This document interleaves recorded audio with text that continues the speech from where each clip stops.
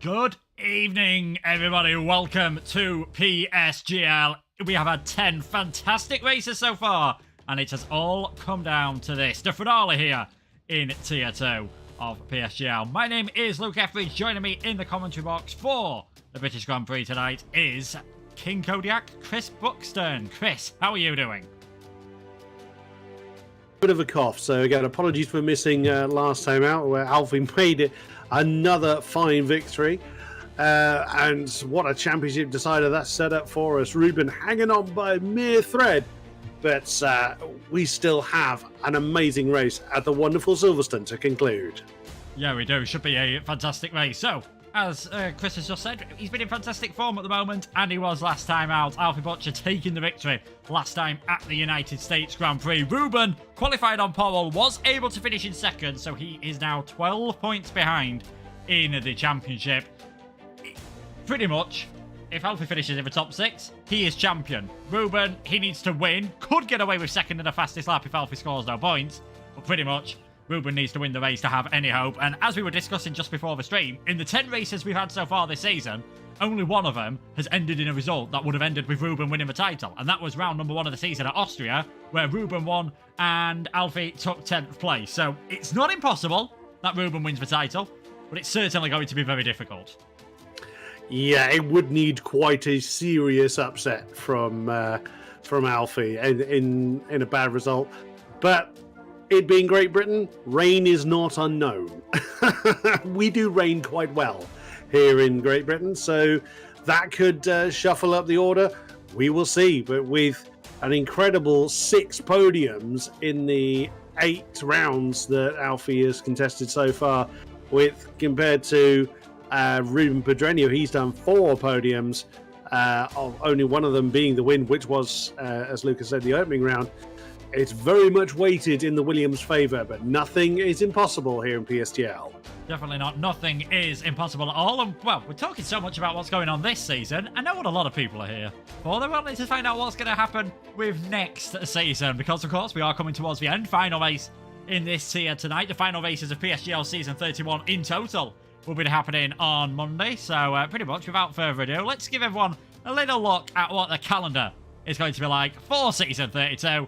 And here we go, folks. We will be starting with the PlayStation tiers on the Sunday this time around on the 6th of November, starting at Barcelona. But for Bahrain, the PC tiers are back to being first. And then we've got Netherlands, Canada, Monaco, Great Britain, Portugal, Belgium, Australia, United States, and then finishing at the traditional F1 finishing track now, Abu Dhabi. The final race of Season 32 will be on the 6th of February. And Chris, we've got a few tracks on there that we've seen this season. You know, I mean, Silverstone we're going to see tonight. Obviously, we saw Austin last week, and some different ones. And Portugal, probably one that they've not practiced a lot on this game, seeing as it was only recently reintroduced. That's right, and that's the one I'm looking forward to the most. I love Portimao. I am a big fan of it. So I'm really looking forward to that. And it's right after Silverstone next year as well. So that's going to be great to see. But yeah, we've got a real mixture of tracks again coming up for season 32. 32 seasons. So that's a storming achievement for PSGL. And it just gets better and better every single time. It's great to be a part of. Yeah, I was about to say, Max has just ruined any chance he's got of me being complimentary on commentary tonight. Seeing as he said Monaco, why again? I mean, come on, you've got to have Monaco, I think, at some point on a calendar. So we've got plenty of people in the chat eager to try out this calendar, eager to see the races in this calendar. And if you are wanting to drive it, well, then the sign-ups are going to be opening tomorrow. They open for the PC F2 to F6 tiers. Then the day after, so Friday, we're going to see the rest of PC. Saturday and Sunday of the weekend are going to see the rest of the PlayStation sign-ups. Those are the sign-ups that are open for people who have raced this season. If you haven't raced this season, then you've got to wait until next Thursday, the 13th of October. Sign-ups close on the 20th of October. Evaluations close on the 21st. And then we'll see the tier evaluations at the end of October. Hopefully, when it's Halloween, they won't be too spooky for all of you. But yeah, definitely a fun calendar. Definitely a lot of tracks that I'm looking forward to seeing on there. I think I agree with you. Portimao's such a fun track to drive around as we get that calendar back up. And I think I've already said it. I do enjoy Monaco. On the wheel, I enjoy Monaco. When I've tried it on the pad, it is definitely a different beast. But coming back to what we've got happening tonight, obviously, big championship challenge, big championship battle, and as you've already said, rain could happen, you never know, at Silverstone. Quite a wide open circuit as well. Not the easiest to overtake, despite, it has 2 DRS zones. It's not the easiest to overtake, so this is going to be an important qualifying session. Very, very much so. And so you can argue every qualifying session is important, but Silverstone has overtaking opportunities, unlike Monaco. I'm afraid I don't stand with you, Mr. Etheridge, on that one. I'm not a fan of Monaco, even in sim racing. Even in its sim racing, guys. Although I see someone saying, "Why add Kota?" Kota's a fantastic circuit, and I will die on that hill. That's another circuit I enjoy. I enjoy it from a driving perspective. I enjoyed commentating on it as well. But as for now, we are heading trackside for the final time in Season 31. Let's head to Silverstone. Yeah, it won't be too long before we are getting underway with qualifying. 18 minutes of qualifying, of course, and then a 26-lap race. I think the only reason I like Monaco is because I'm not normally that quick on this game, and I can just hold people up around that. You just have to stare at my diffuser for the entire race and pretty much just deal with it around there. So, enough talking. Let's get the action on the way. Let's head into the qualifying session. Bright, beautiful sunshine over the Silverstone wing at the moment, and no one really rushing to head out on the circuit. Looks like Ika Baena, his Mercedes team, just getting ready to get him out. One of the reserve drivers that we have got here tonight, I think Jack Laverty, one of the Ferraris, sorry. That will be, yes, it will be Jack Laverty. That is heading out into the pit lane as well. And Ruben Pedreño, one of our championship contenders, a reminder, 12 points behind Alfie Butcher. So Ruben, he's just got to throw caution to the wind tonight. He's just got to go for everything. Yeah, he's literally got. If he's, like you say, if he's third, it's not enough. He has to just ignore what Alfie's doing and go for gold. He's got to just leave nothing on the table, whereas Alfie has got the option of playing it a bit safer. Yeah, fifth will do. Doesn't matter what Ruben Pedreño does at that point. Fifth or better will secure it, or sixth or better will do it. But let's face it, he's not going to settle for anywhere other than the top spot. He's still got his eyes very much set on the championship, of which he's got one hand on. So let's see what he does. Everybody except for Matthew Alder now out on track. Yeah, Alder leaving it in the pit lane at the moment, so he might be waiting for a few more minutes, waiting until things are a bit fresher. We've been talking lots about the Drivers' Championship. Let's not forget there is still a Constructors' Championship battle going on here as well, with between the Williams team, with Alfie and Floris, both full-time drivers, so they will both score points for Williams tonight. They're on 117 points. Aston Martin, with the two full-time drivers of Duncan Hoffland and Ben Shashabo-Konye, they are on 112 points. So things are extremely close in that one. Again, never know what could happen in Formula 1. Could well be one of those races where the second drivers, no offence to Floris and Benzer, but you'd imagine they'll be the second drivers, they could be the ones who have a bit of a say in how that Constructors' Championship goes. But let's go on board then with the championship leader, Alfie Butcher, for his first qualifying lap as he flings the car into the flat-out right-hander at Abbey, hugging the left-hand side of the circuit through Farm and then braking hard towards Village. Still a possible overtaking opportunity, and you sometimes see cars diving it down the inside into the loop as well. Getting a bit of a wobble on the exit through there as he's flat out through Aintree. DRS open as you're still going around the corner. No problem whatsoever for these modern Formula 1 cars. 27.1 for the first sector as you head in towards Brooklands. Take a late apex there to try and tighten up that corner. And then through Loffield. In qualifying, there is a faster way around here. In the race, you'll see drivers taking loads of different lines, try and get the best possible one through Woodcote, and try to get the best possible one as well in towards Cops Corner. Hopefully, we don't see any title battles, side-by-side controversy through there this year. Nice and tidy from Alfie, not pushing it to the limit through Cops, as you now head through Maggots, Beckett's and Chapel. Arguably one of the most challenging sections of track in a modern Formula 1 car. No such issues, though, for the young TF10 driver tonight. DRS open again now as you head down towards the Hangar Straight. Seen of famous moves over the years. Who'd forget? Mansell and Piquet 35 years ago. In towards Stowe, 6th gear through there, feathering the throttle again, just a bit wide on the curb on the exit. In towards the Vale chicane, and then club the final right-hander. All about getting it nice and tidy through there, and this hasn't looked like the cleanest lap so far from Alfie, but there's nothing wrong with the results. 1:26.407 for Alfie Butcher. Ruben Pedreño, he's just about to finish his as well, so there was there's a few moments of, sideways action there from Alfie, but like we said, can't argue with the results as Flovis actually goes 1,000th faster. Of course he does. Been keeping an eye on Ruben. Is the exit of Chapel looked a little bit uncomfortable. That slots him into fourth at the moment, 126.502.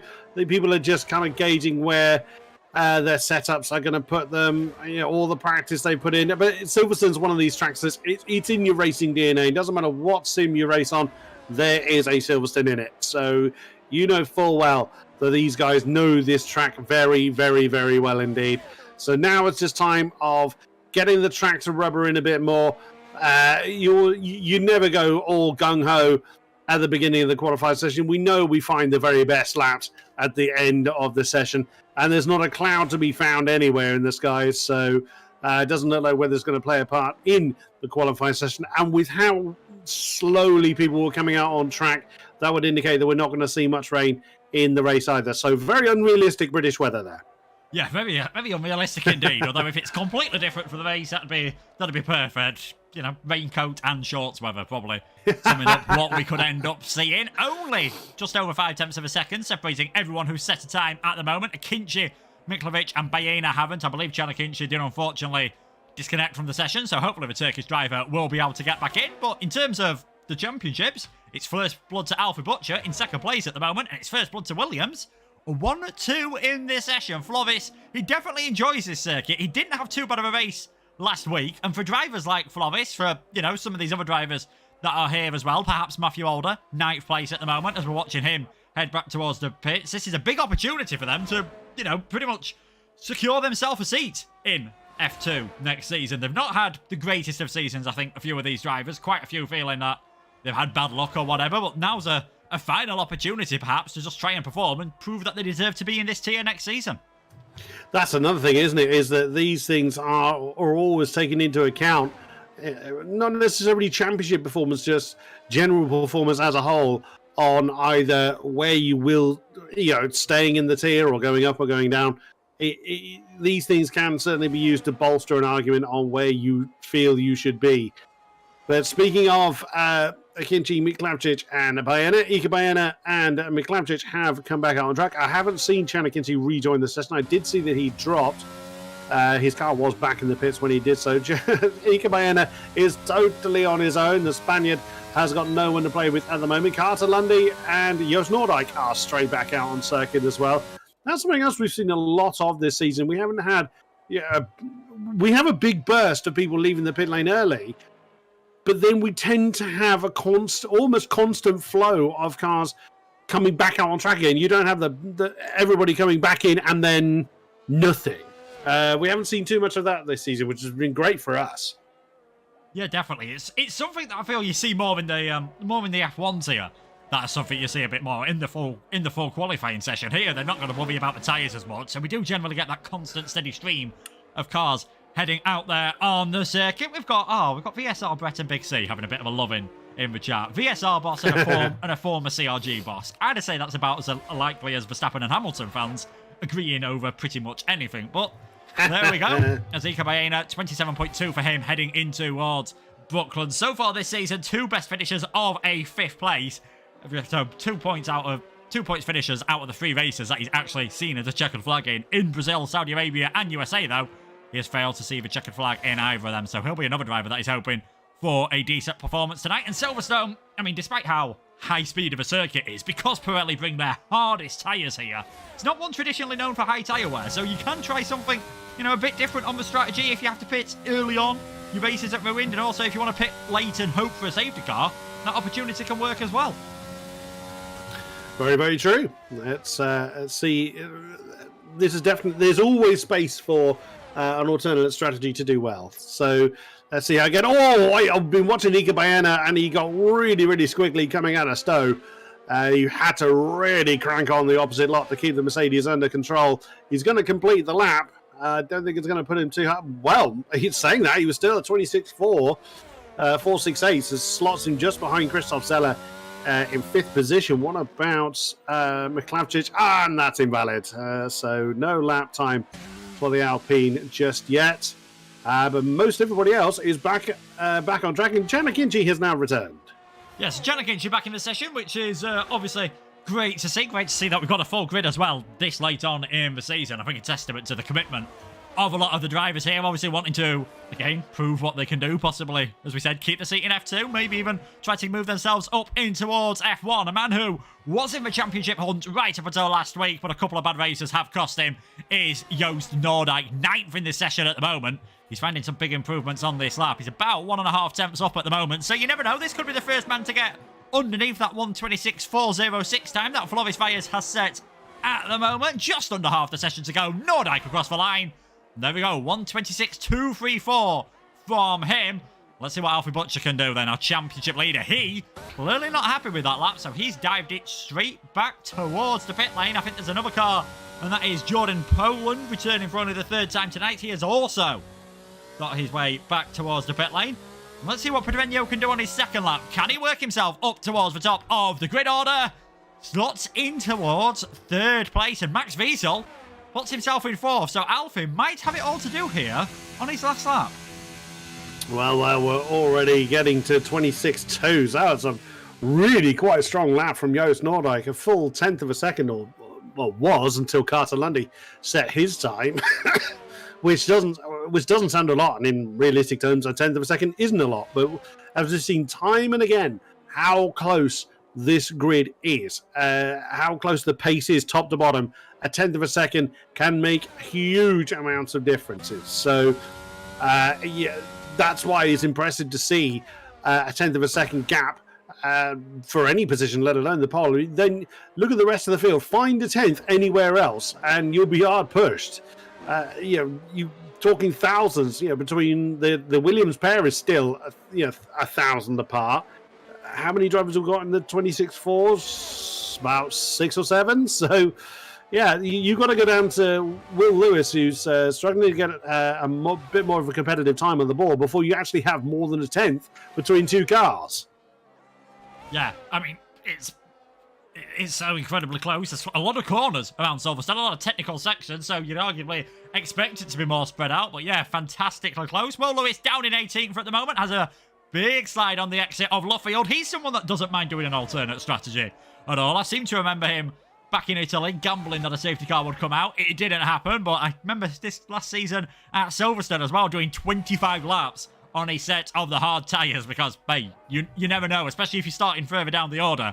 Don't be surprised if we see a few more drivers trying something like that, which on paper won't work out, but just as that's 1 in a million chance of everything coming nice and good for them. This is a much better lap from the English driver, nearly half a second up on his personal best, which wasn't really a representative time, so should put him solidly in the top 10 if he can find a tiny bit of an improvement through the final couple of corners. Goes Will Lewis. We'll see what his time is as he crosses the line. 1:26.478. In the end, 12 positions just behind his teammate for tonight. A 3rd of the session to go then. One more lap, I imagine, for most of these drivers. Noordijk, Lundy, Noordijk, West, Lundy, Pedreño and Wiesel is your top 5. Janakinchi's on a lap. He was purple sector 1, wasn't in sector 2, so he's lost a little bit of time through Maggins and Beckett to see what he can do now. Coming through Stowe. Oh, a bit of a slide there. We're seeing a few drivers getting a bit squiggly through there. Let's see what he can do through Vale. And now Club. What can the Turkish driver do in the Alfa Romeo?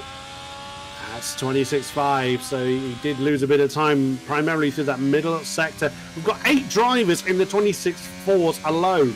The only drivers not to set a time is pretty much with Klavcic, who himself is now coming down towards Stowe, riding the grass as well, so trying to use every pixel of space he can.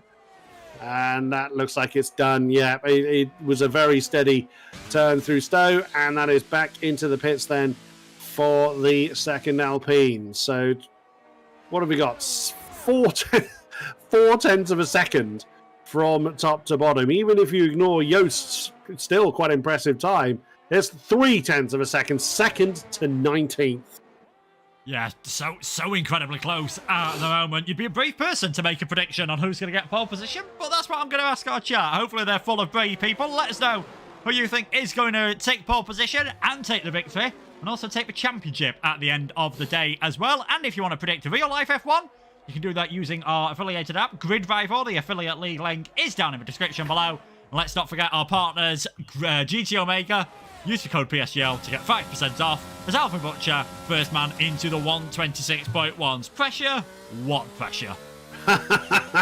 I was about to say that he's very used to leaving it to the last minute, and he did that with 4 minutes left. So is there another even faster lap in the tank for Alfie Butcher? We will see, as most everybody else is back into the pit lane now. Few cars still out there. Flores is out there. I think he's done his lap. Even if he hadn't, he'd invalidated that one anyway. Christoph Zala, he's just coming back into the pits. The only other one is the house of Jordan Poland. He's already done his lap as well. So everybody is now going to be either in the pits or heading back to the pits to get ready for what I always call the Banzai phase. The last 3 minutes of qualifying, you'll have all 20 cars out there to find those extra tiny bits of improvements they can to get themselves towards the head of the grid. Yeah, it won't be long whatsoever. Like you said, the Banzai phase now. Alfie Butcher sitting pretty at the top of the championship standings, sitting pretty at the top of the qualifying standings as well. Ruben Pedreño in that 5th place at the moment. And of course, after we said it's never normally that quiet on track here in PSGL F2, it's extremely quiet at the moment. But we have got a few cars starting to make their way out on circuit. Andrei Tarabukin, who got his first point of the season last time around, down in 15th at the moment. Jack West and Carter Lundy also out there in 3rd and 4th place. And I think West and Lundy, two drivers who perhaps so far this season have definitely shown pace on occasion. They just, luck has not gone their way, I think it's fair to say. Especially in Jack's case, it seems like every single week something seems to happen to him. He'll be hoping that if he starts this far forward, he's less likely to get involved in an incident. Yeah, absolutely true. I mean, Carter has seen the podium. He was second at the 5th round of Suzuka, but since before and since, it's not really gone his way. So he's hoping for some better luck this time around. So most everybody is back out on field, as mentioned. Wow, Alfie is confident. He hasn't come back out. He's either going to banzai this at the very, very last second, which is a risky move, or he is confident that 26.1, which is a storming time, don't get me wrong, is good enough for pole position. No, he has broken cover. So, he better hope that he doesn't get held up too badly, because he is leaving very, very little allowance to get back to start another lap. So, and he's right behind one of the Haas as it is. So it is all to play for. All 20 cars are out there ready to do battle once again. Yeah, everyone ready to get on the final lap. Someone who is already on his is Andrei Tarabukin and making his way round the first sector now. Incredibly, only around 3.5 tenths off of pole position. He's down in 15th at the moment, so we'll see a few more. We'll see if there's any more pace that he can find out of that Red Bull at the moment. Should have a fairly clear track because Joost and, I believe it is, one of the Hassers and Alfie can't hang around on this outlap, so they really have got to put the hammer down. So we should see everyone reach for checkered flag.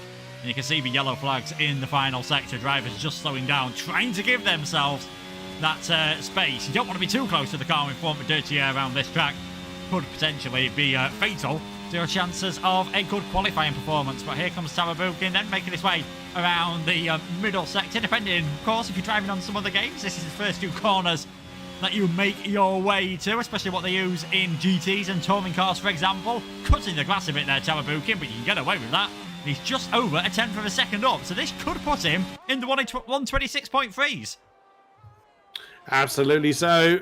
As I think Alfie's the last one to start at time, and he has made it. He hasn't made it with much left on the clock, about 3 seconds or so. But he has crossed the line. His teammates just about to do so, and there we go. I beg your pardon. There was Andrei Tarabukin, the Red Bull.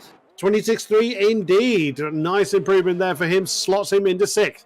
Next up is one of the Ferraris. That's Jack West. 126.235 remains in 3rd. Next up was Carter Lundy. 26.329 remains in 4th. One of the Astons is next. It's is Duncan Hoffman. That's 4th. 26.299. Then Will Lewis at 26.359 slots him into 7th. Matthew Alder, 26.4, along with Jack Laverty. That's 14th for both of them. One on the Haas, Joost Noordijk, I think that was, 26.202. So he remains in second. So just an absolute flurry of laps, as you'd imagine, but no one is close to the mighty Alfie Butcher. Joost gave it everything he had, but 26.202 was as much as he could carry. Yeah, and Alfie Butcher, he's just got more pace in the bag at the moment. He's nearly a 10th up on his personal best. No one else has been able to get close, really. Joost Noordijk's put himself in towards second place, but this is a brilliant lap by the looks of it from Alfie Butcher at the moment. Janakinci heading towards the line. He's not going to find any improvement, so he stays in 19th. Floris, he was fastest at one point. He shoots himself up in towards 5th place, but what can Alfie Butcher do as he heads towards the line? The championship leader goes even faster, 126.076, and Alfie Butcher is on pole position. Every time he started on pole this season, he has taken a victory. Alongside him on the front row of the grid will be Joost Noordijk. Jack West is in 3rd place, Christoph Seller 4th, Vyers, Baena, Hofland, Wiesel, Lundy, Pedreño only 10th. Needs a fantastic race to win the title from there. Jordan Poland starts 11th, Will Lewis in 12th, Tarabukin, Fassi, Ben Chishabo, Konye, Istvan Puki, Primoz Miklevcic, Jacques Larity, Matthew Alder, and Chana Kinchi. They were the 20 drivers that took part in qualifying. Just less than half a second separated every single one of them. Going to be a fantastic race. We'll catch you after the break.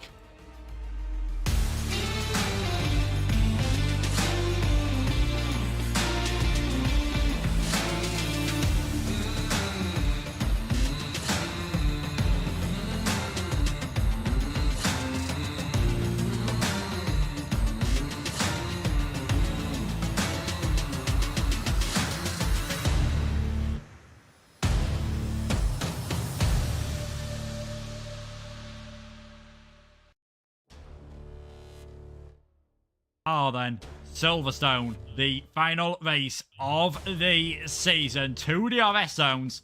How crucial are they going to be for the chances of Ruben Pedreño if he wants to take this championship? Starting down in 10th, Alfie on pole position. And a reminder, the gap at the top of the championship at the moment is 12 points. So, 12 points in Alfie's favour. So, they finish as they start. Alfie wins the championship. He can afford to finish 6th place, and he will win the title. If he gets the fastest lap, he can afford to finish in 8th. Pretty much for Ruben, he has to win this race and hope that things go badly wrong for Alfie. Doesn't look like he'll be able to rely on the weather. Beautiful sunshine at Silverstone at the moment, as the drivers take to the grid for the final time in PSGL F2 Season 31. We have got 5 lights.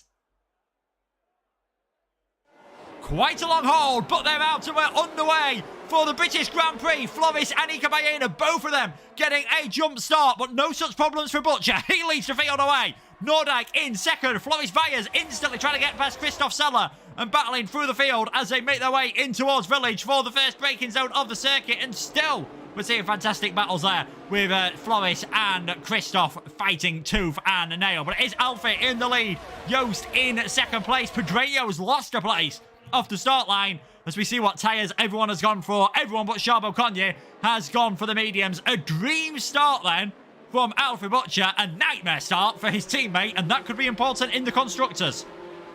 Absolutely true, but now, for as much as you can expect, people settling into their rhythms. Ben Sabakoni making moves on those softer compound tyres. He'll struggle a bit at the tail end of this race, but we'll see if he can make that one stick. He's just looking at Ismail Farsi now. He's actually looking at the McLaren pair, as Ismail was almost trying to make Ruben Pedreño even worse. Ruben's down to 12th now and could be set to be demoted even further with the Aston Martin's charge coming through the field. And Ruben goes to that defensive line heading up towards Stowe.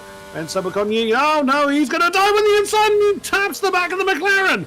But they remain where they were. They did not spin off the field. Now Ben Sabakoni's looking the inside line coming into Vale. That's not what Ruben Pedreño wants now. Ismail Farsi is trying to attack Ben Sabakoni back. As we have a couple of drivers in the pits then. So that is Floris Vyers and Ika Baena, which are the 2 drivers that had the stop-go penalties applied for jumping the start. So they've served it straight away. Yeah, you never want to see it, but it's so far so good for Alfie Butcher. Yes, so, he said so far so good for him. Yellow flag in the background, that is Primoz Miklevcic, who has gone round Floris and Aker out of the pit lane then. And let's not forget, it is a massive pit lane around here. The pit lane speed limits are starting so early, so drivers can't skip the final corner on a qualifying lap or on a fastest lap of the race, for example. So drive-through penalties, having to do an extra pit stop around here is really costly. One of the highest pit lane losses of the season, you know, in that sort of 25-second region. That might be something to watch out for, as well as still Ben Charbel-Cogne is putting Ruben Pedreño under all sorts of pressure at the moment. We'll see who the biggest winners and losers were on the first lap. Unsurprisingly, after jumping the start from the third row of the grid, Floris and Baena down 14 places. Miklavčič down 1. Pedreño, Tarabukin staying where they were. Biggest winners on board with one of them now. Ben Charbel-Cogne still going all over the back of Pedreño at the moment, but is not going to be able to get the move done into Stowe at the end of the DRS straight. Not really a massive breaking point there. He's got a good exit. This could be an opportunity down the inside. In towards Vale goes Ben Charbel-Cogne, and that is going to force Pedreño offline just a tiny bit. And all this battling is not going to be what the Spaniard needs. Almost contact through club. Thank goodness Pedreño saw him late there.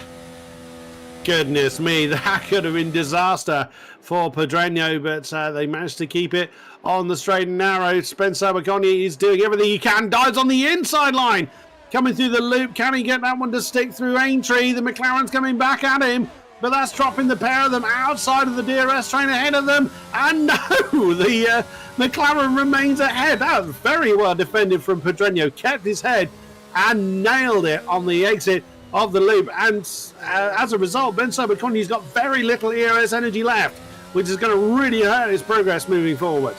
Yeah, not going to be able to, you know, use it as a quick blast outside the ERS zone, so that's going to be, it's going to be not ideal for him. Could start putting him under some pressure from Fassi, who is not too far behind at the moment. You never really see massive pace differences usually around here between the mediums and the hard tyres, so Charbel-Cogne used them to good effect at the start. Now things will have just neutralised a bit. Everyone apart from Miklavčič, Valles and Baena is in a DRS train, and everyone in that train apart from Butcher has got the DRS system, of course, that you can use within 1 second of the car in front. And this is your typical first stages of an F1 league race. We see it in F1 esports. No one showing their hand too early. Everyone's just trying to get into a bit of a rhythm at the moment, and you can just see the fastest laps tumbling. Butcher, then Nordyke, then West. That's your top three at the moment on lap number 3. Indeed. Pretty much Miklavčič had a spin a couple of laps ago. That's why he's dropped off the back by 7 seconds. So it's going to be a bit of a lonely existence for him. And Ben Charbel-Cogne's progress has very much stalled in between the two McLarens at the moment. Ismail Fassi was attacking the Aston Martin last time around on the exit of Stowe, but no particular change yet going on. As I say that, Jack Laverty and Ismail Pookie having an argument for 14th place. The AlphaTauri manages to push his way through, coming through Brooklyn, so nicely done there for Ismail Pookie. Everyone else is exactly as you say, Luke. Just no one's showing their hands, everyone's settling into the rhythm. But Ismail Pookie decided he didn't want to sit in that position, he wanted to be ahead of the Ferrari. But other than the spin from Miklavčič, we haven't seen any major incidents so far. No, it's all been a very clean start to the race. Obviously, Miklavčič's spin, just drive-through penalties for Floris and Baena. I do get that funny feeling that one may have reacted to the other there. I think it had been Baena reacting to Floris. You do normally see the car either alongside or directly behind. Just get that sort of jump start when they react to the car in front of them. Very easy to do. On board with the McLaren then of Ruben Pedreño. 12 points off in the championship going into this race. He needed a win. He's going to need a bit of a miracle. Might have to do something different at the moment as Christoph Scheller sets the fastest lap of the race.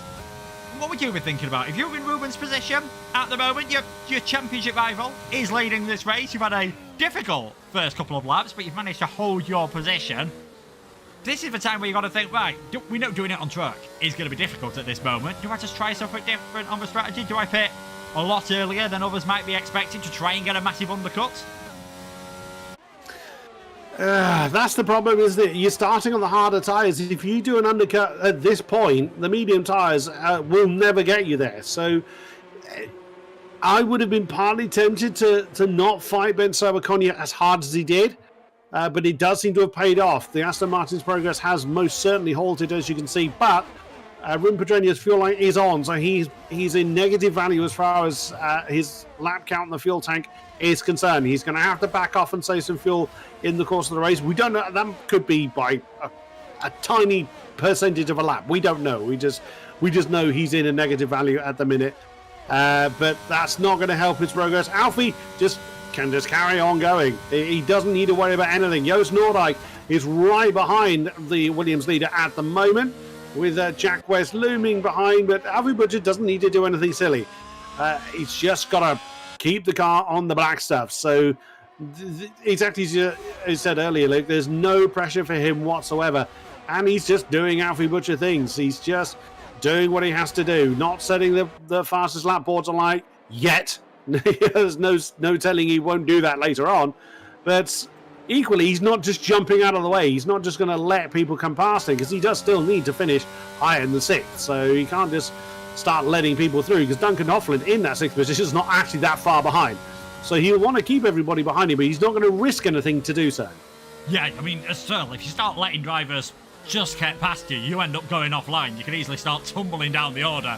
You might end up getting involved in a tiny bit of contact. The only driver who seems to be able to make any moves at the moment, as we're getting some Red Bull, Alpha Tauri battling with each other. No brotherly love between the sister teams. Pookie and Tamabukin going side by side, coming through a woodcut. We've got a Red Bull on the inside at Cops rather than on the outside. Who's going to back off? There's contact between the two of them. Pookie in the barriers. Avoids retiring, but he's going to have some front wing damage. Those two started rubbing wheels out of Loffield. You had the feeling neither one of them was going to yield.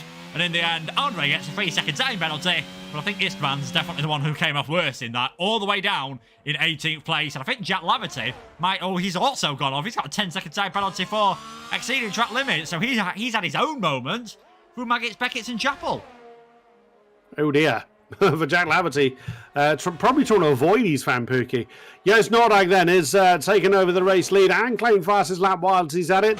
He's out there to, add another race win. Why not? He could actually challenge for second in the championship with Ruben Pedreño down in 10th position, and Jack Laverty has parked his car in the pit lane. He's had enough. I was just thinking, I'm sure his fan Pookie will do the same, which is exactly what he's done. 2 cars out of this race, then 18 remain. So will Alfie Butcher try and chase the Haas? We will see as the race continues. We're on lap 7 of 26. And at the moment, it is all advantage to Alfie Butcher. Yeah, in an ideal situation at the moment. In that second place, he could just afford to sit behind Joost for now. We'll wait and see what happens around the pit stop periods. Alfie, he even did it last week when we had changeable weather. He loves going later. He loves going for that overcut strategy. So imagine that he won't be one of the first drivers to pit at the lead of the race, as we've got the yellow flag just for the AI car of Jack Laverty making his way out on the circuit. Such a shame after a fantastic podium last time out. His season, unfortunately, not ending on a high. On board then with our championship leader. DRS on, not using the ERS at the moment. Staying in that normal mode, quite happy to just sit behind Joost at the moment and just watch, just wait and see. He's got that advantage. He doesn't have to do any of the attacking. This man does. He's not really close to Will Lewis to start thinking about any moves at the moment. Benjamin Albon has started dropping a bit further back as Joost sets another fastest lap of the race, 1:30.139. So Benjamin Albon, he's now starting to struggle a bit more on those medium tyres, and it might not be too long before he's coming under pressure from the other McLaren, another podium sitter last week, the podium sitter, last week. Laverty finished in 4th place in the end. Ismail Fassi was the driver who finished in 3rd, getting his first podium on the PC side of things. But Joost, he's leading at the moment. Obviously, he wants to win this race. He'll be feeling pretty aggrieved about how the last 2 races went. Let's not forget, if we cut back to 2 weeks ago, he was leading the championship going into Saudi Arabia. Awful races by his standards since then. He's wanting to put on a good show and possibly just say, you know what, let's not forget about me as a potential F1 driver next season. Very, very true. It's a difficult shadow to get out of, that being of Alfie Butcher, because, he's garnered so much attention, rightly so, through the course of the season. So Joost Noordijk is trying to move a point. And he has won twice and been on the podium a further 2 times.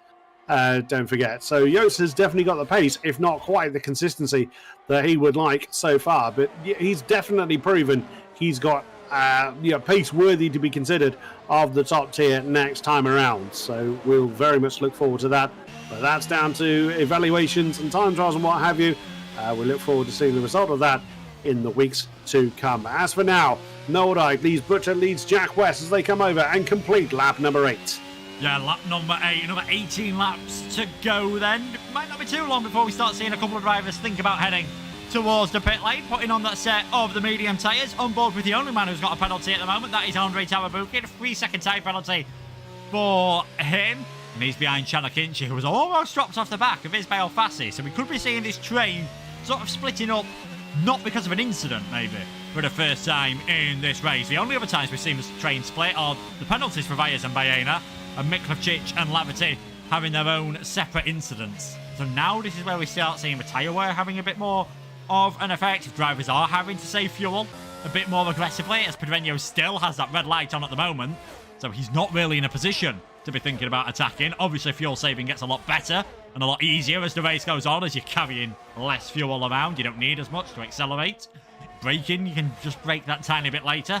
You've got to balance that against the tyre wear. You want to do all that as you're threading the needle around one of the fastest circuits in Formula 1. There's a reason why I'm in the commentary box. I'm not out there on the circuit, but Pedreño, he knows he needs to make some moves at the moment. Someone who might be thinking about a move, Matthew Older, closing in on his teammate for tonight, Andrei Tawabukin, and Matthew just slotting in behind now. Quite happy to stay in 50th place, but it is still Yost leading this race. Alfie in second.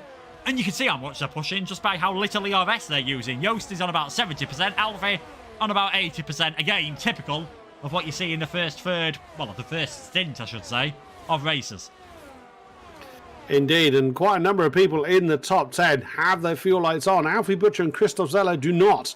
So they've been able to maintain their pace and keep their fuel amount in a positive delta. So they don't need to fuel save, or at least they don't need to fuel save as much as the rest. They could fuel save just to give themselves a little bit more of an allowance later on, but with everybody else struggling as much as they are, they're doing a superb job out there at the moment. I'm just going to keep an eye on. Yeah, Will Lewis doesn't have his fuel light on. More people don't have. More people do have the fuel light on than don't. Van Sabagoni doesn't now. He did leading up to this point. Ismail Farsi does. Chan does. Andre doesn't. Matthew does. Primoz does. Floris doesn't, and Igbayena don't. But they've been through the pit already, so they're very much just out of sync at the moment, as Alfie Butcher closes into the back of Yost but doesn't make the move just yet.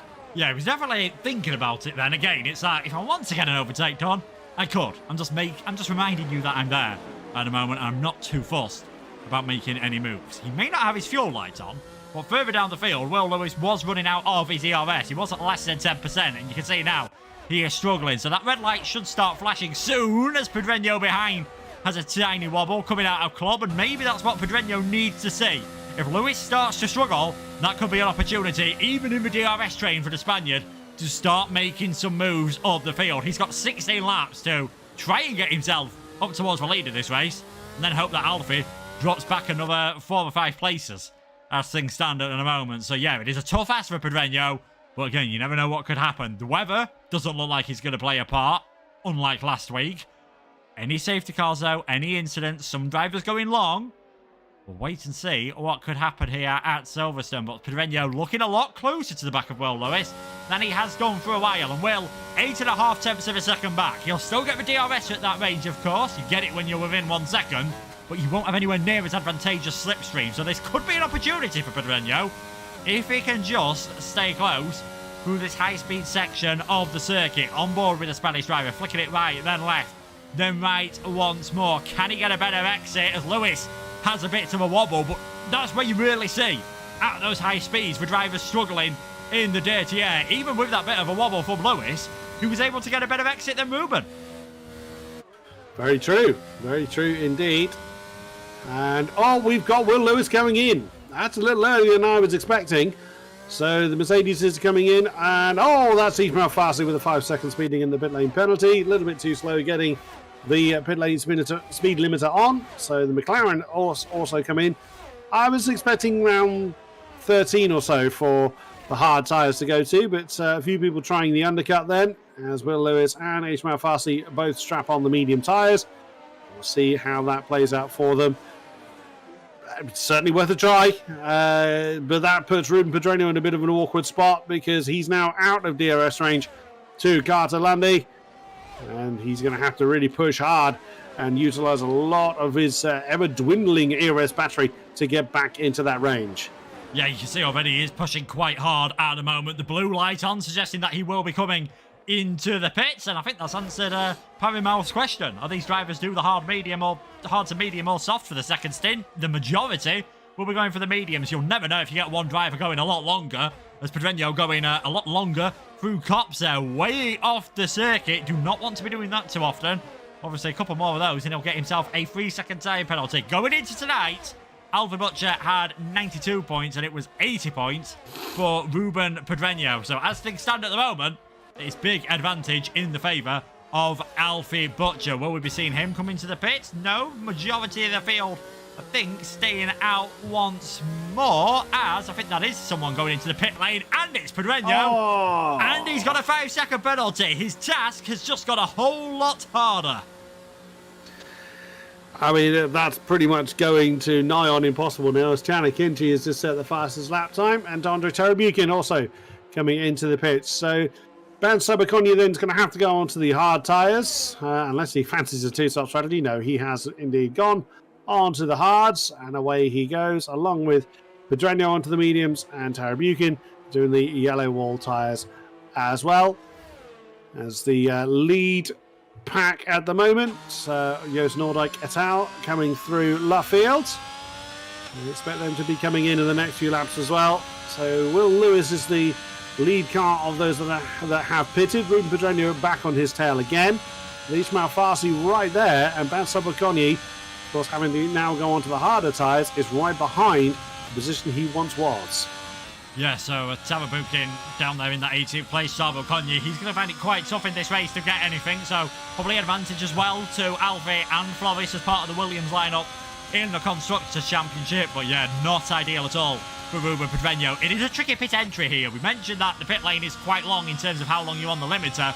It's also quite slow that you have to get down as selling the dummy there, Joost Noordijk. Alfie doesn't fall for it. He decides to stay out there on the circuit as West and Seller come into the pits on that lap. Very, very interesting from Joost there. Just trying to maybe force Alfie to come into the pit lane, or hoping that Alfie would think about doing the opposite of him. In the end, both of them stop out, and it is West, Seller, Akinji and Older who are all coming for a set of the medium tyres. And we'll just see where Will Lewis comes out relative to some of these guys. How quickly has he been able to get the medium tyres warmed up? Because this is something we've seen a lot on this game, where the undercut isn't quite as powerful it has been on previous games, or when they first come out the pit lane, it doesn't seem as powerful, but you are under a lot of pressure for that first half a lap, and this could be why. Will Lewis, fastest lap of the race, 1:29.3.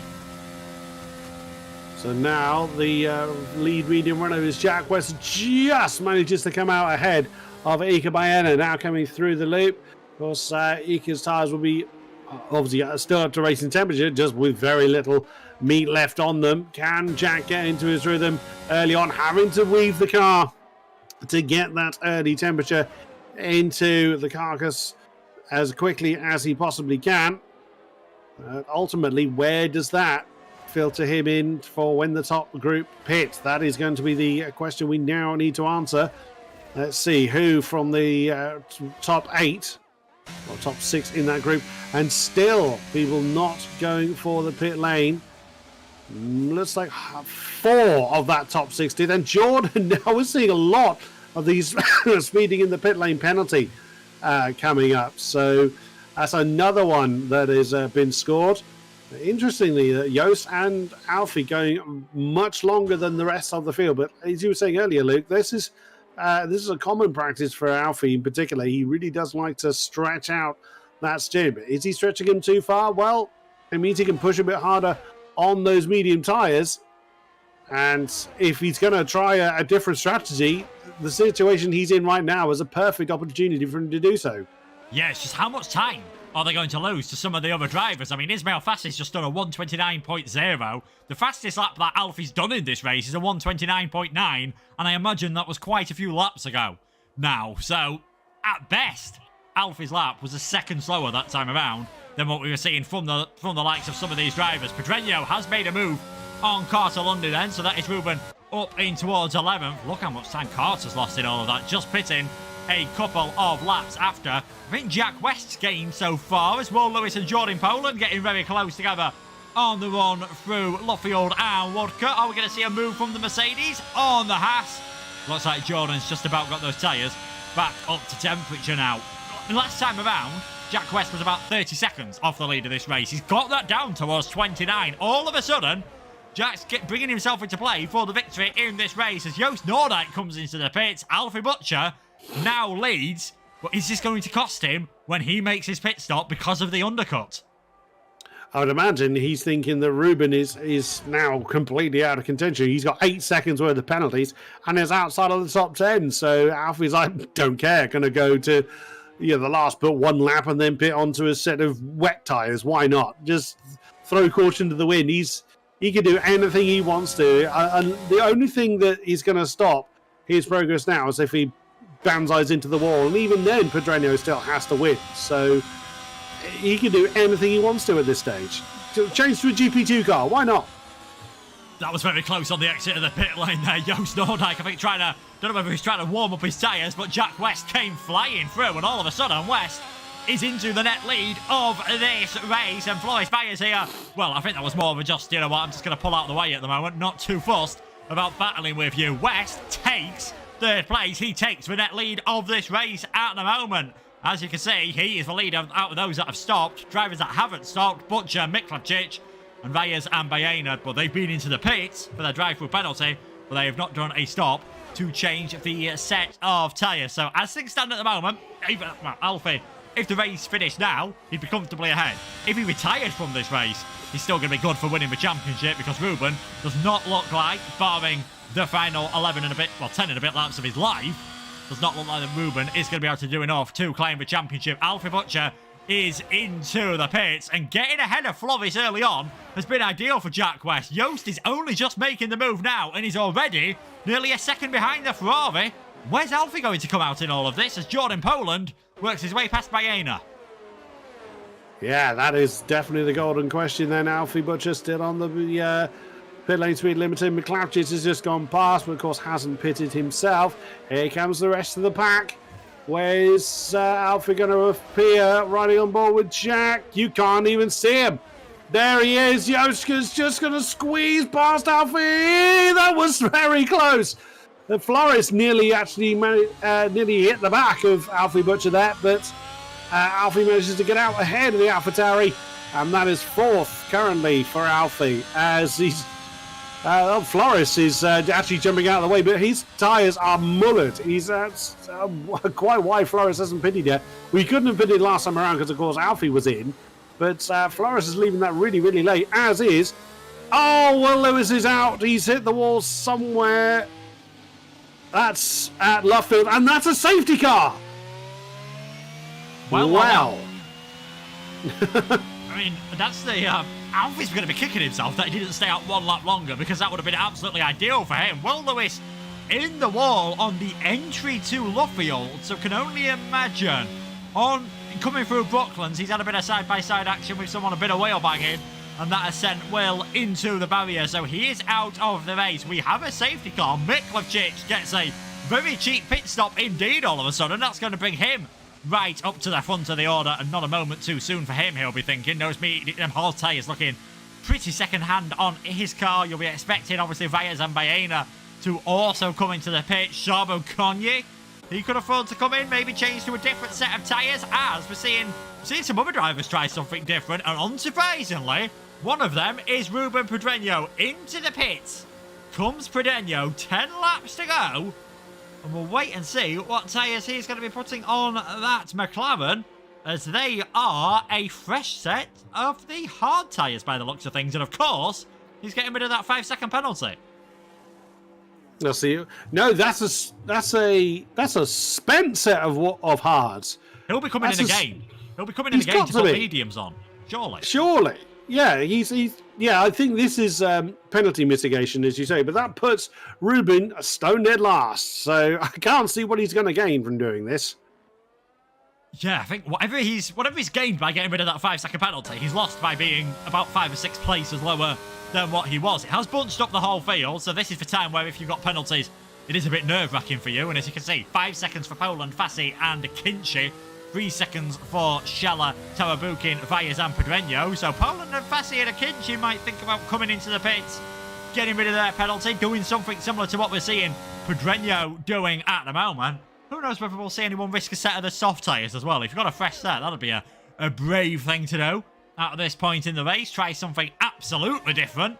But your order on lap number 18 out of 26 as they are all behind a Mercedes-Benz AMG GT safety car at the moment. Jack West in the lead. Joost Noordijk in second. Alfie Butcher in third. And still in position to win the championship as it stands. Scheller, Hofland, Poland, Fassi, Wiesel, Akinci, Lundy, the rest of your point scorers.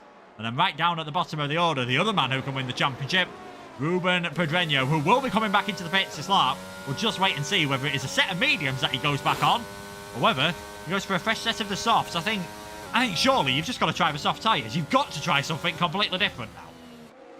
I'd imagine so. As Sobakonyi has gone for softs, as Chanakinchi is coming again.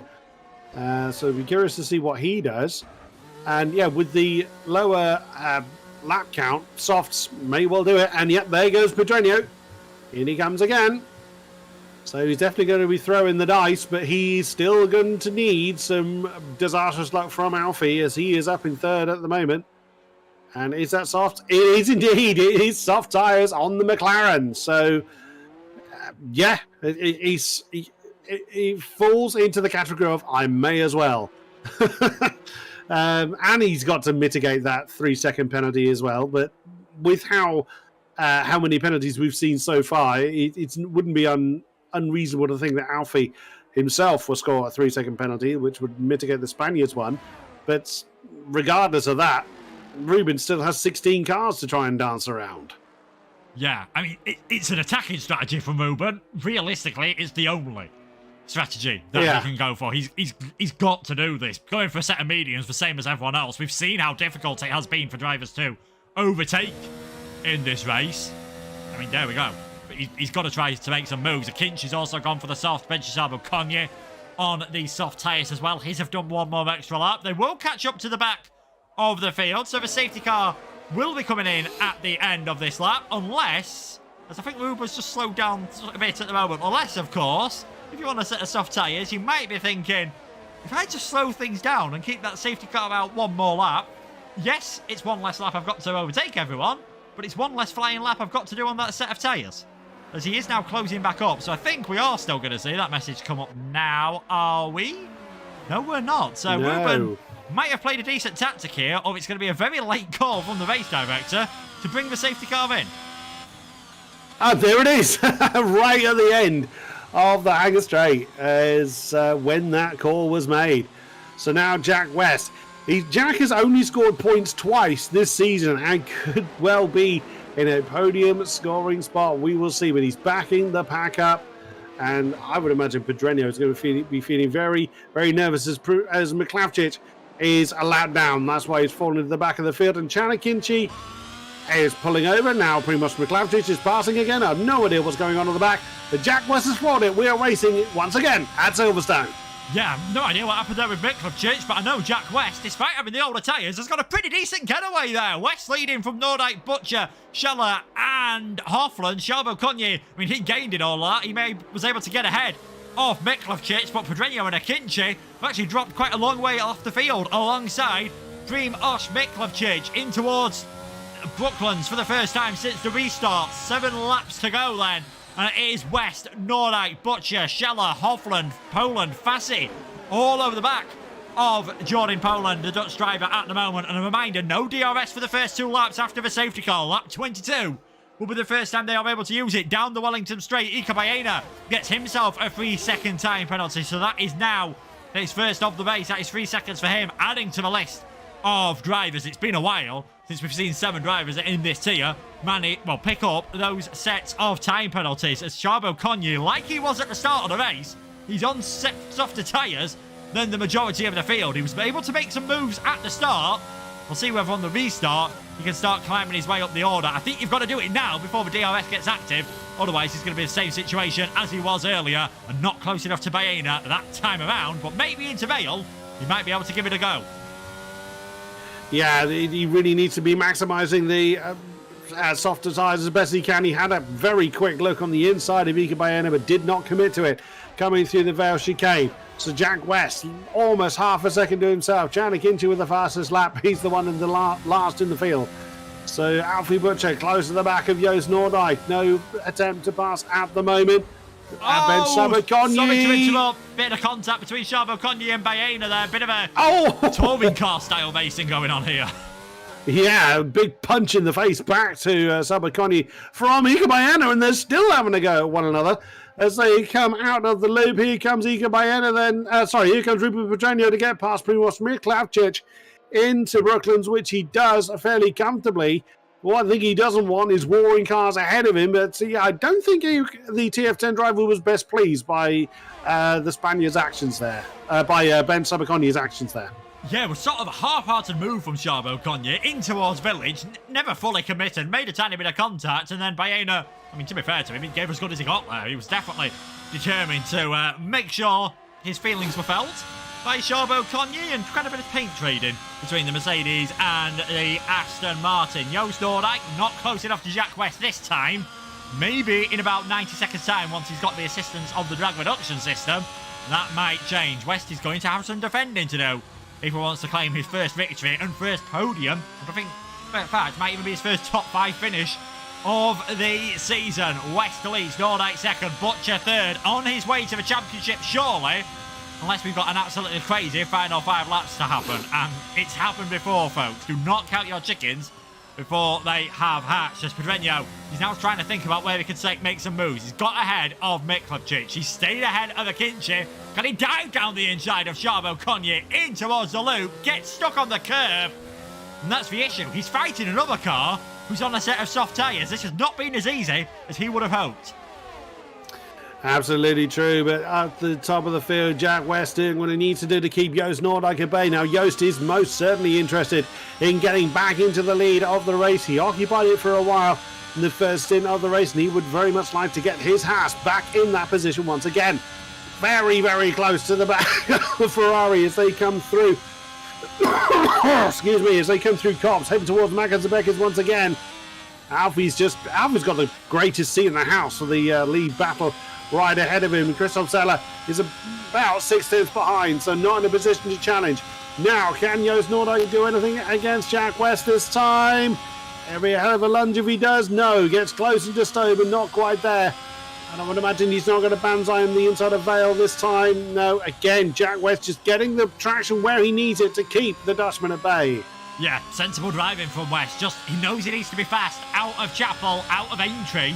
And he's got a pretty good chance of holding on to the victory of this race. Further back then, battles that are pretty close. Floris Myers has been all over the back of Matthew Older for a while. If Floris wants to get only his first points of the season since the Austrian Grand Prix, where he finished in 8th place. Was driving a Haas back then, but he's now driving for the Williams team because of different moves in the esports world with the development drivers.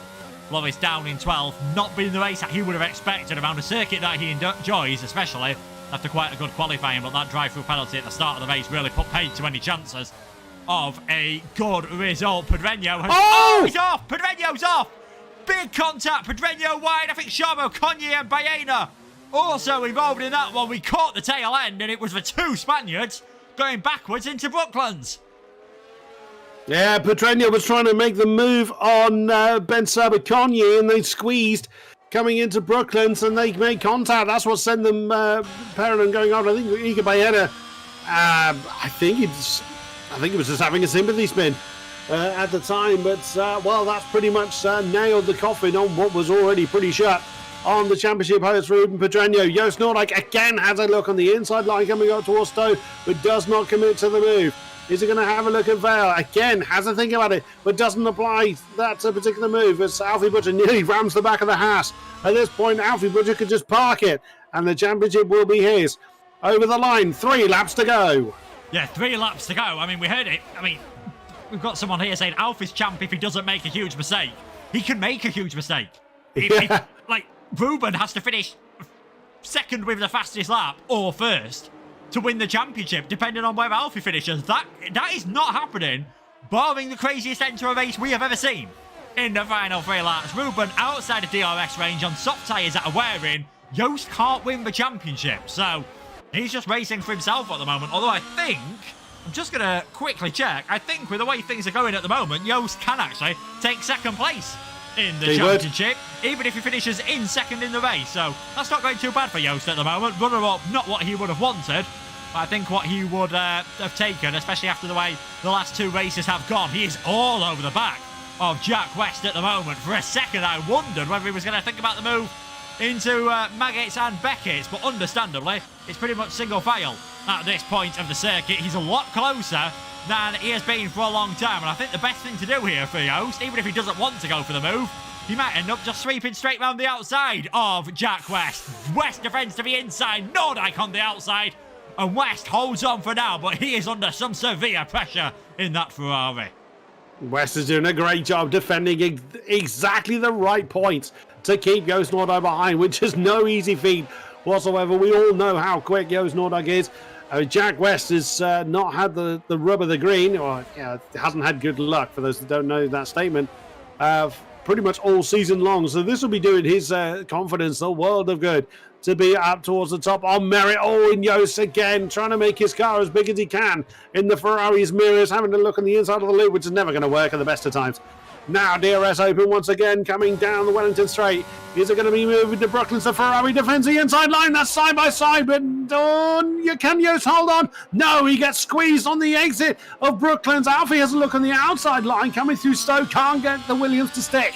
So it is business as usual. Once again, my goodness me, Woodcote, Cops, Maggers and Beckett's coming up once again. And then it is going to be another assault on the Hangar Straight. This is the penultimate lap. This could go absolutely any way, shape or form. Yeah, I was going to say it's 1 from 3 who is winning this race, but with these 3 being as close as they are, don't write off Shetler to take it across the line and Duncan to take it on penalties, because anything could happen between these drivers. A bit of a better exit this time from West than he got on the previous lap. So Nordyke, I don't think it's going to be close enough on this occasion. It is all going to come down to the final lap of the race, and Nordyke and Butcher have got so much more electrical energy than Jack West. They've got so much fresher tyres than Jack West. They've got the advantage of the DRS. Surely the Ferrari can't hold on. We will find out in approximately 90 seconds time. 1 lap to go here in PSGL F2 for season 31. We know Butcher is going to win the title. Is it going to be winning the title with a race victory? Will he settle for second? Or is it going to be 3rd place for Butcher across the line? Nordyke again, very close, out of entry. Not the best exit there. And that might put him under a bit of pressure from the Williams, who just stays in place for now. Sensibly deciding to just wait, just hold things out and see how it goes down the Hangar Straight. And what do you do in this situation?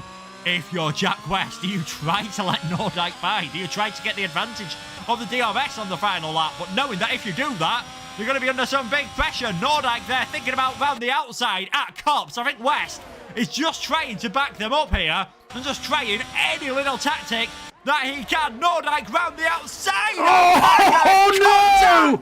Butcher's gone round. Butcher's round, but it's not going to matter in the championship. Nordyke in the lead of this race, and that has decided the race victory. Thankfully for Butcher, with Pedreño a long way down, it is not going to decide the championship. Wiesel and Fassi having their own battle, with Carter Lundy getting involved in this one, making their moves on the final lap of the race. But it is going to be Joost Nordyke who rounds the final corner.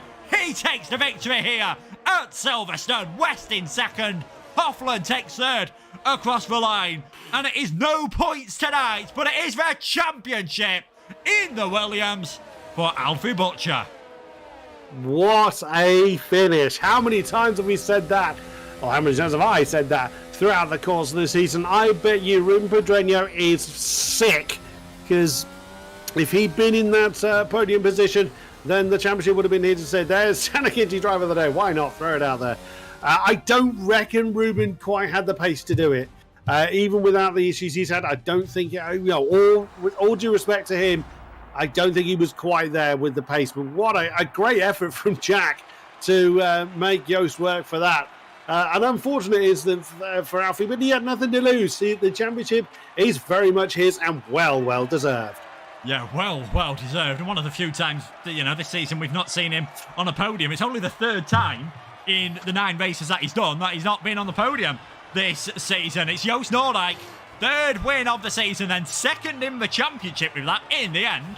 Despite only getting 4 points in the 2 races preceding this, he's only 6 points off taking the championship win. Definitely ruin those performances. Jack West finally showing some good form in second, and another third place, the 4th this season for Duncan Hofland. The rest of the point scorers then, Max Wiesel finishes in 4th place, Carter Lundy in 5th, Scheller 6th, Matthew Older gets his joint best result of the season in 7th place, Miklavcic's first points in 8th position, Kinchi 9th, Jordan Poland 10th, Tamabuke in 11th, champion Alfie Butcher, not the way he'd have wanted to win it, 1st to 12th, makes his race sound a lot worse than it actually was. Floris Vyas in 13th, Fassi in 14th, Charbot Conye 15th, and I've just realised that final lap spin from Alfie Butcher means that Aston Martin have taken the Constructors' Championship on the final lap. Pedreño finishing 16th, Baena 17th, Lewis 18th, Pookie 19th, Laverty in 20th. I mean, it didn't decide the Drivers' Championship, but in the end,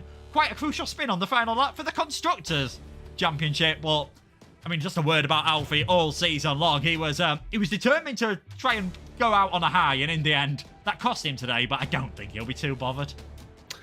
I don't think he'll mind that whatsoever, but yeah, it was indeed.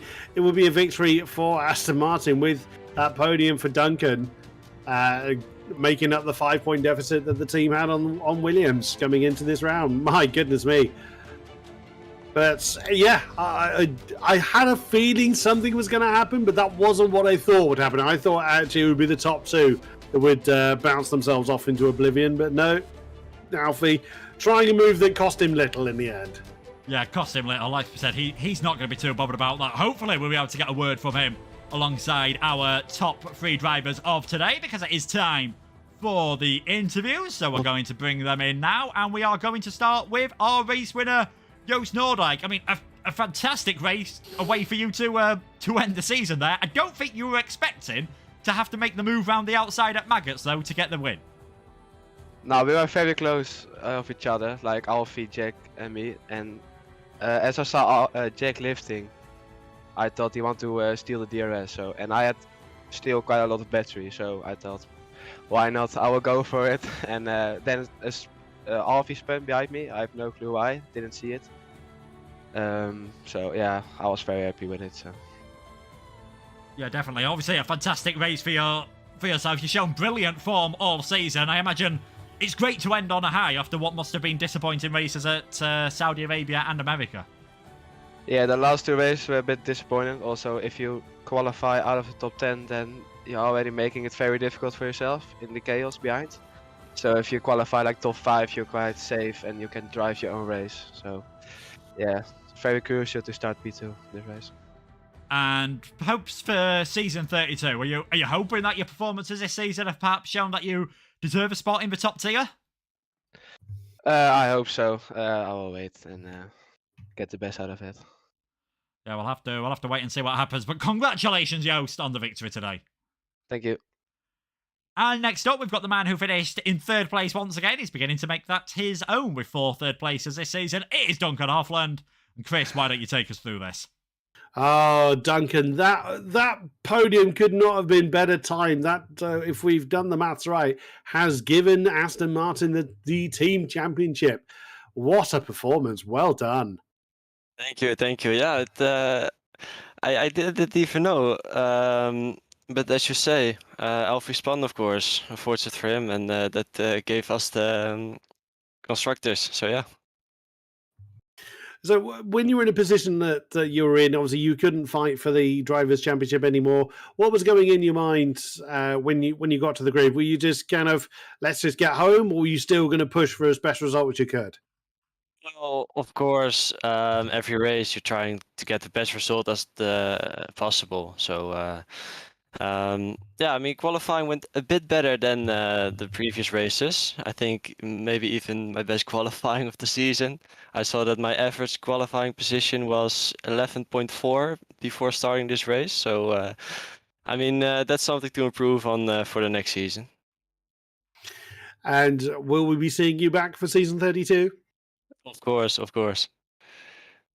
And we very much look forward to it. Duncan, a great season. We very much look forward to seeing you next time. Thank you very much. Duncan Hoffland. Thanks, guys. Yeah, thanks to Duncan and Yost. We are yet to get Alfie and Jack. We don't know if they'll be joining us, but of course, in case you've missed the race, I think the news that surprises absolutely no one, Alfie Butcher is the champion. I mean, it's such a fantastic season. Barring today, every time he started on pole, he has taken the victory. And I think, as well, for him, taking the championship after missing 2 races in the middle of the season. I mean, 5 top 2 finishers in the 9 races that he's done is just simply superb form. It's incredible. And we said early on in the season that his ascendancy has been pretty meteoric. And yeah, those numbers don't lie. They've not been inherited wins or inherited podiums. He has done that on merit. His pace is unreal, and I very much look forward to seeing his career take off.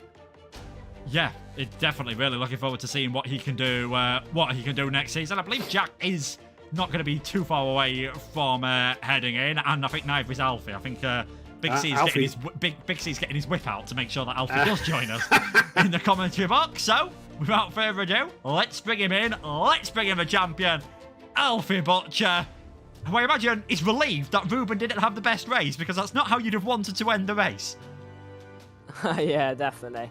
Well, obviously I got told during the race how Ruben was doing, but yeah, I don't think I would have gone for anything too as dangerous as I did in the last lap without knowing that. But yeah, obviously I'm relieved that he didn't have the best race of his life. I mean, yeah, it's been a fantastic season for yourself. Do you think?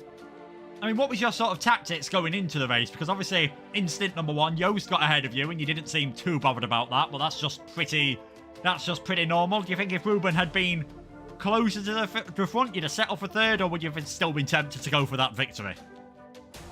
The temptation would have definitely been there, but I think at the end of it all, if Ruben was near me in the battle, I think I would have settled for where I was originally and not played it too risky. Yes, certainly. We'll come over to Chris, see if he's got any questions for our new champion. We've commented many, many times, Alfie, that your rise through the ranks has been meteoric, has been absolutely astounding. When you came into the beginning of this season, were you confident in challenging for the top spots? What was your thoughts coming into season 31? Yeah, I definitely didn't think I'd be challenging for the championship, as this is my first full season on PC. But yeah, I just couldn't. Like the start of the season, it wasn't too good. It wasn't going too well, but it gradually got better and better throughout the season, and I think that's due to me settling in. I'll say. My goodness me. So, I mean, really, the second half of the season, other than Brazil, the podium has been very much your domain. So, I think it's fair to say that F1, the top tier, is going to be your destination next time around. So who are you keeping your eye on? Who do you think is going to be your nearest pace setter in top tier next time around? Not too sure really. I'm just gonna give it my best and see what happens. Good man, good man. I think I speak for us all when we're absolutely delighted that you've got the championship. It was so well deserved. Your pace has been incredible, and we very much look forward to your ascendancy to the top. Thank you very much, Alfie Butcher. Thank you. Yeah, thanks to Alfie, the new champion here in the top tier. But judging by the chat that I'm seeing in the F2 general Discord, I'm not sure he's actually the most delighted person tonight. I think that might be this person who was he thinks possibly secured himself a seat in F2 with a fantastic first podium of the season in second place tonight. It was Jack West. So close to that first victory, and you were trying everything on that final lap to make sure you got it.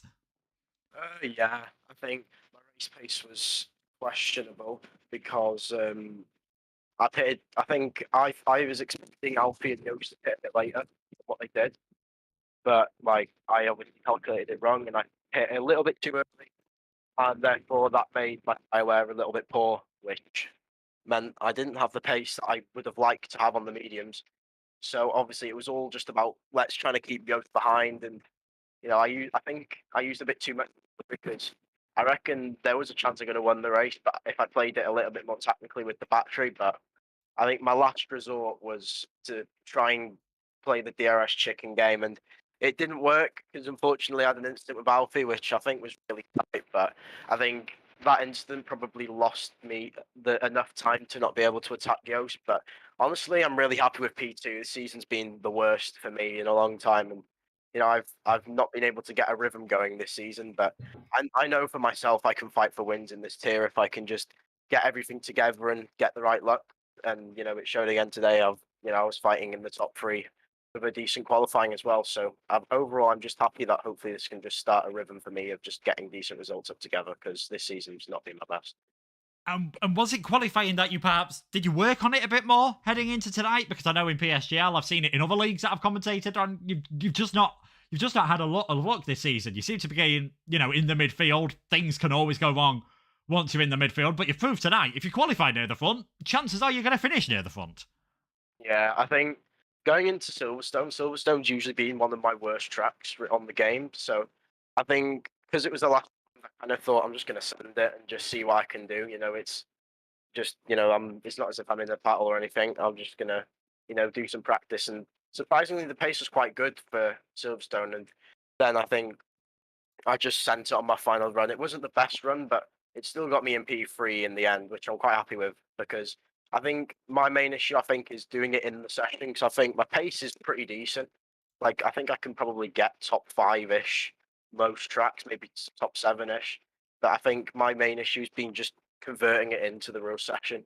And even though it wasn't the best lap, I still did quite a decent job in quali today to get myself P3, and it was all just about making sure I didn't get taken out or just crash on my own. So yeah, I'm quite happy with the race today, and it's good stepping stones for the new season.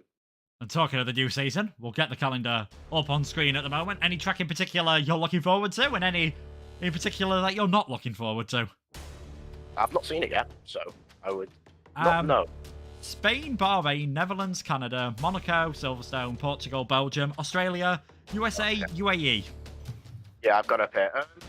I think Bahrain's quite decent. Monaco in this tier is going to be carnage, I can tell you that one. So, Monaco will probably throw up some spaces, and also Spa for me last season quite good.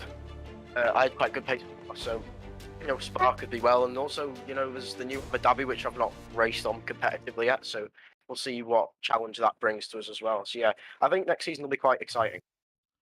Yeah, certainly one I'm looking forward to do. Congratulations though on your first podium of the season, Jack. We'll let you head off.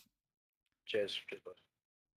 Yeah, thanks to Jack, Yost, Duncan, and of course our new champion, Alfie Butcher, for joining us for the interviews in what was a pretty fitting way to end the season, Chris. It, summed up the entire thing. You never know what could happen right until the end of that one. Yost taking the victory. And as we said, Alfie, I think quite rightly, he just went for it on the final lap. He knew no matter what, he wasn't going to lose. Went for it. In the end, it didn't work out. But over the season, did enough to win the championship. And really looking forward to seeing what he can do in the top division next year. Yeah, likewise. And of all credit to all our drivers. Mistakes here and there, yes, of course, but that's what we expect. And they always put on a good show for us. And I very much look forward to next season to do it all over again. Yes, certainly I am looking forward to that one. But it is not over for PSGL Season 31. There is plenty more action. Tomorrow night, we have got the PC tiers. And I know I probably shouldn't have a favourite, but one to keep an eye on. In the F5 tier, because of a race which had to be postponed halfway through, there is half a point between the top two in the championship. So that could be one to keep an eye on. We've got championship battles in other PC tiers as well. And we've also got them in the PlayStation tiers on the Sunday and the Monday. And the final race in Season 31 will be top tier PlayStation with Jess and Aiden at 8 PM. Thank you so much for the drivers for joining me for the interviews. Thanks so much to Chris for being a fantastic commentating partner for the majority of the season when we were together. Obviously, I missed a few races, he missed a few races. Hopefully, we'll be able to do it all again in Season 32. Big thanks to our sponsors, Grid Rival, and of course our main sponsor, GT Omega, for giving us these lovely chairs. And a reminder, you guys can have them as well. 5% off with a discount code for PSGL. And of course, thank you to all to you guys. We would not be here without you. Me and Chris will see you again in Season 32. From ourselves, take care of yourself, and goodbye.